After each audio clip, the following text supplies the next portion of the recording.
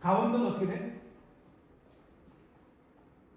한강 수계, 상수원 보호구역, 그다음에 접경지역, DMZ의 그다음에 백두대 간의 규제, 산림, 환경, 농립, 그다음에 군이 엄청나게 많이 주장하고 있잖아요. 이것 때문에 어떻게 돼? 새로운 공장을 지을 수 있는 땅 자체가 없는 거예요. 그래서 특별자치도라고 하는 것은 중앙부처의 장관들이 갖고 있는 권한, 국방부 장관이 갖고 있는 권한, 그 다음에 환경부 장관이 갖고 있는 권한, 농림수산부 장관이 갖고 있는 권한, 이런 권한을 누구한테 줘요? 강원도지사한테 넘겨주는 거예요. 그래서 가급적이면은 규제를 많이 좀 풀어가지고 거기에 공장이 들어오고 또 공장에 기업이 들어오고 그러다 보면 강원대학 학생들 같은 경우에는 수도권으로 올라가지 않고 강원도에서 취업을 할 수 있는 이런 것 때문에 특별자치도를 만들었어요. 규제 완화, 규제 풀기.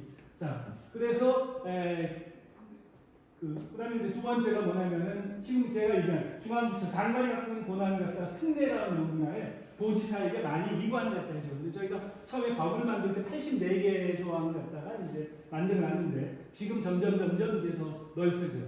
자, 그다음에 이제 인구 소멸에 대한 선제적 대응책. 그것이 규제를 풀어야지만 공장이 들어오고 그 지역의 사람들이 살게 되고 떠나지 않게 되고. 그런데 어떻게 돼요?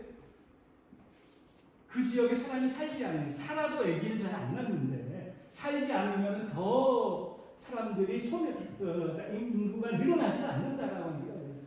여기 둔내면 지역도 20대, 30대 젊은이들이 과연 몇 명이나 있는지 한번 체킹을 해봐야 되고요. 그러니까 결혼하면 여기서 과연 살 수 있는지. 자, 그 다음에 이제 기업의 유치, 일자리 창출 다 이제 마찬가지로 이제 논리인데 결론적으로 이제 앞으로 어떻게 해? 앞으로 인구는 점점 줄어든다라고 하는 얘기가 있죠. 그러니까 지금 여기 저보다 나이 많으신 분도 이렇게 있을 텐데 지금 대한민국의 인구가 얼마요? 5,180만 정도 돼요. 그런데 2040년, 41년, 그럼 지금으로부터 어떻게 돼? 한 17년 정도 지나면 대한민국의 인구가 현재 상태로 가면 어떻게 돼? 4천만. 그러니까 1,000만이 줄어드는 거예요. 17년 동안에. 그럼 1,000만이 줄어든다라고 하게 되면 어떻게 돼? 둔내면에도 지금 한 6,000명 조금 넘을 텐데, 그럼 여기도 어떻게 돼? 과연 몇 명이나 남겠느냐? 이것이 굉장히 피부에 와서 닿는다라고 하는 얘기가 이거죠. 그러니까 인구가 줄어든다는 얘기는 어떻게 돼? 세금을 낼 사람은 줄어들고 어떻게 돼? 나이 드신 분들은 조금 80에 돌아가시는 분이 90에 돌아가시면 10년 동안 갔다가 어떻게 돼? 비용을 써야지만 될 거 아니에요. 물론 건강하다 보니까 나이 드신 거에 대해서 뭐 절대 문제가 되는 것은 아니에요. 그런데 세금을 낼 젊은 사람들이 안 나면서 나이가 고령화로 점점 된다라고 하게 되면 어떻게 돼? 씀씀이는 커지고. 그렇죠. 그래서 주민자치 같은 경우가 굉장히 필요한 것이 공무원도 더 뽑지 않아도 되고 여러분들이 지금 읍면동사무소에서 하는 일을 갖다가 맡아서 해주게 되면은 충분히 적은 돈으로 운영이 될 수가 있다라고 하는 거예요. 그렇죠. 그런데 대한민국은 지금 어떻게 돼? 매년 국가 예산이 늘어난다 이거죠. 그래서 640조, 50조.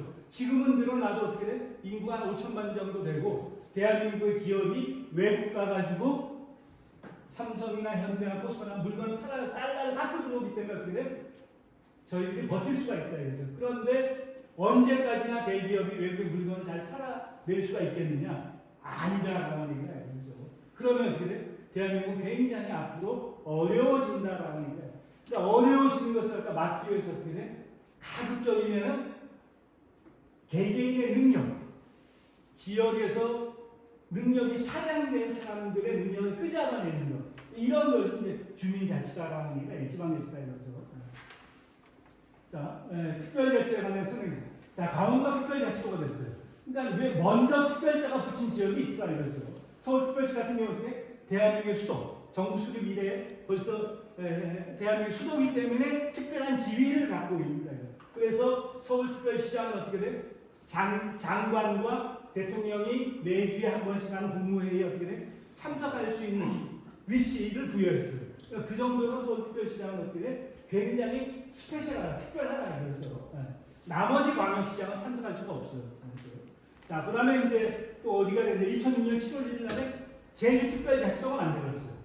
제주특별자치도가 만든 것이 가장 큰 이유는 뭐겠어요? 육지, 그러니까 섬과 육지는 달라야지만 되는 기본적인 조건이에요. 그러니까 강원도나 경상남도, 경상북도 이런 것은 다 육지에 붙어 있는 지역이라고 그러죠. 자, 그러면 바다에 붙어 있는 지역의 발전과는 뭔가 차별화가 돼야 된다. 그 전까지는 어떻게 돼?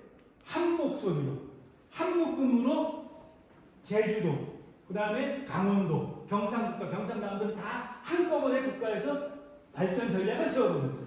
그런데 2006년 7월 1일 날에 대통령이 누구였죠? 노무현 대통령. 그때 이분이 어떻게 돼?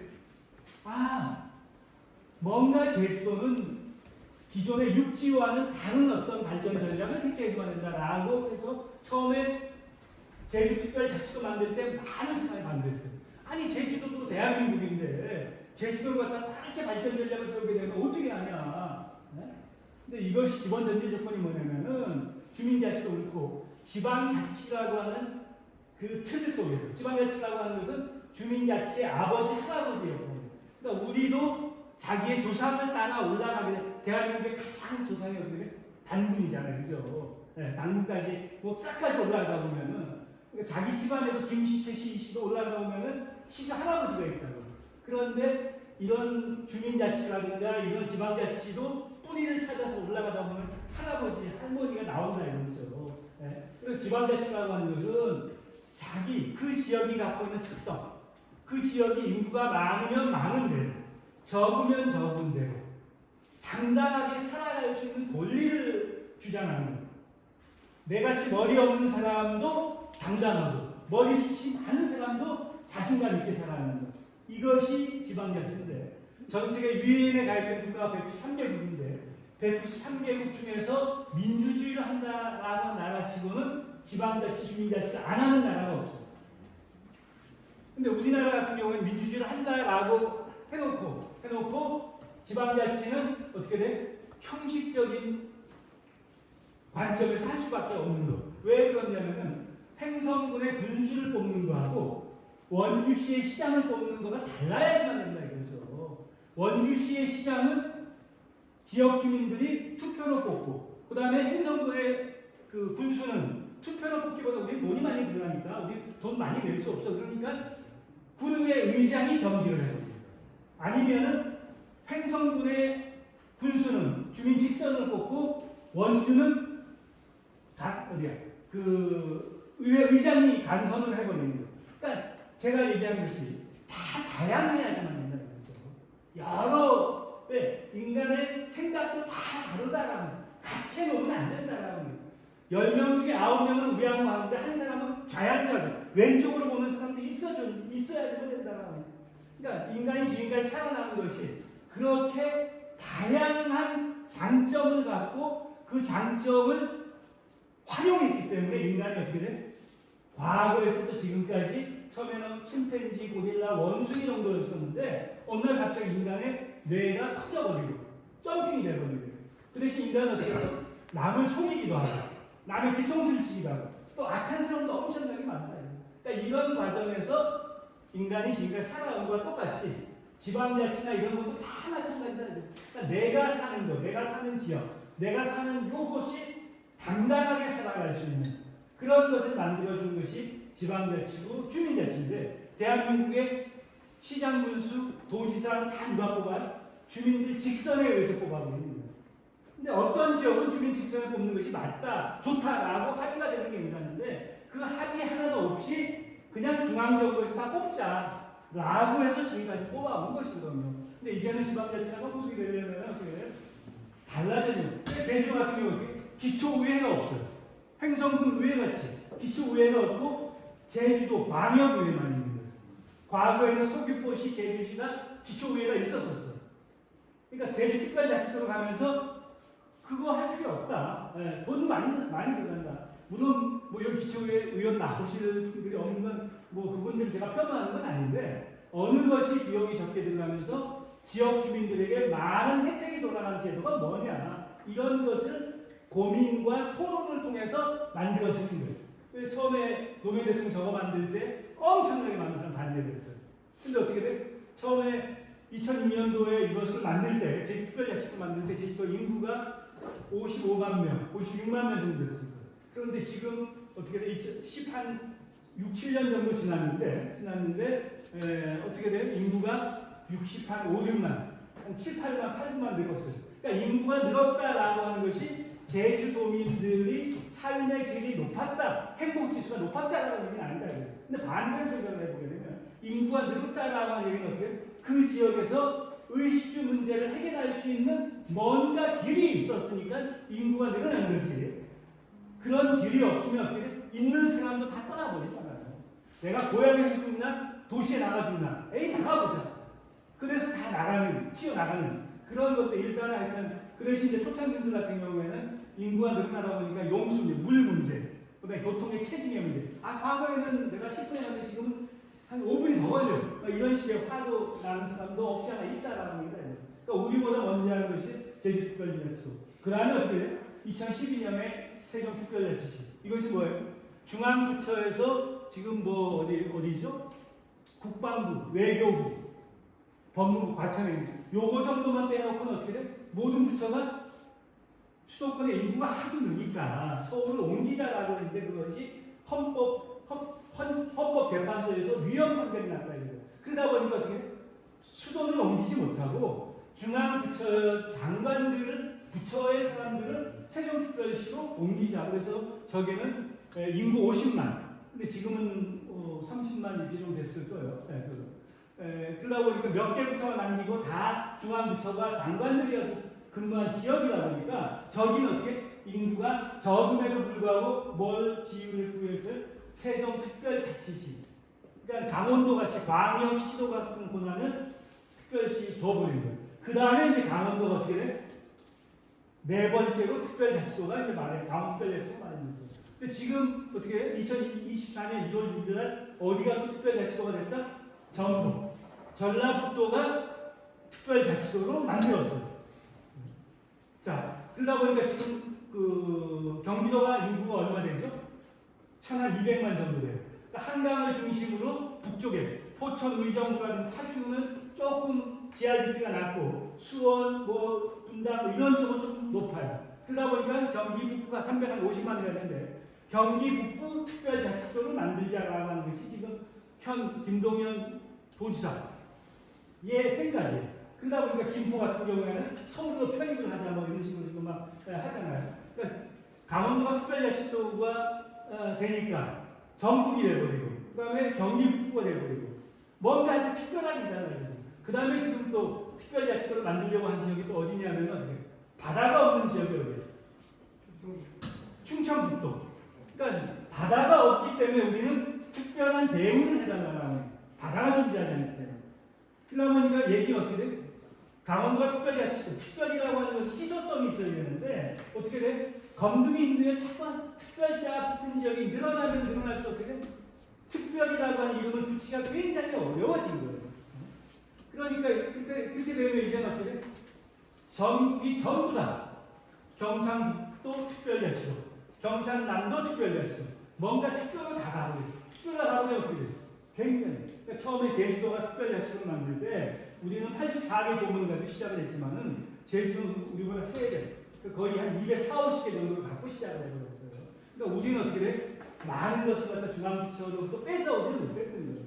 그 다음에 이제 바다를 갖고 있는 제주도와 강원도는 육지에 붙어 있었기 때문에 그런 것 좀 있을 거예요. 그래서 그런 것이 과연 특별자치도의 어떤 것으로 붙여졌는데 과연 이제 피부에 와닿는 일이 있어야지만 되는데 제가 봤을 때 피부에 와닿는 일은 그렇게 많지는 않지 않느냐 싶은 생각이 들어요. 자, 그 다음에 특별자치가 뭐냐? 특별자치 핵심 내용이 뭐예요? 주민자치, 지금까지. 그럼 강원도 같은 경우에는 규제도 풀지만은 주민자치에 관련된 사항도 특별하게 예산도 투입이 되면서 또 뭔가 달리 역할을 하게끔 마련해 줘야지만 된다라는 얘기를 알고 있어요. 자, 근데 주민자치는 주거 단위의 근린자치, 읍면동 단위의 마을자치, 또 동네자치, 그러니까 옆집에 숟가락 몇 개까지 아는 것이 다 주민자치다라는 얘기가 이거죠. 그런데 지금의 주민자치 봐요. 자, 지역 주민 거주 주거 단계는 시군구의 하부 행정기관으로서 공무원들만 구성된 읍면동이 존재하게 된다라는 얘기가 이거죠. 그래서 아까 주민자치, 지방자치가 다 어떻게 돼? 형식적으로 흉내내기만 하고 있다라고 얘기가 이거죠. 그래서 원래는 시군구까지, 그러니까 시장, 군수, 구청장까지만 주민의 직선에 의해서 뽑는다라고 하고, 그럼 그 아래 단위, 읍이나 면이나 뭐 이런 동, 이런 지역은 어떻게 돼? 주민자치를 제대로 시행해 주겠다.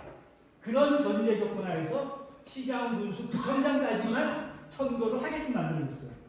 근데 그러면은 읍면동에도 주민자치를 갖다가 제대로 하게끔 예산을 지원하거나 공무원을 파견해가지고 제대로 된 역할을 하거나 기능을 하게끔 마련해 줘야지에도 불구하고 그렇지 못하다라는 이것이 91년부터 지금까지 어떻게 돼요?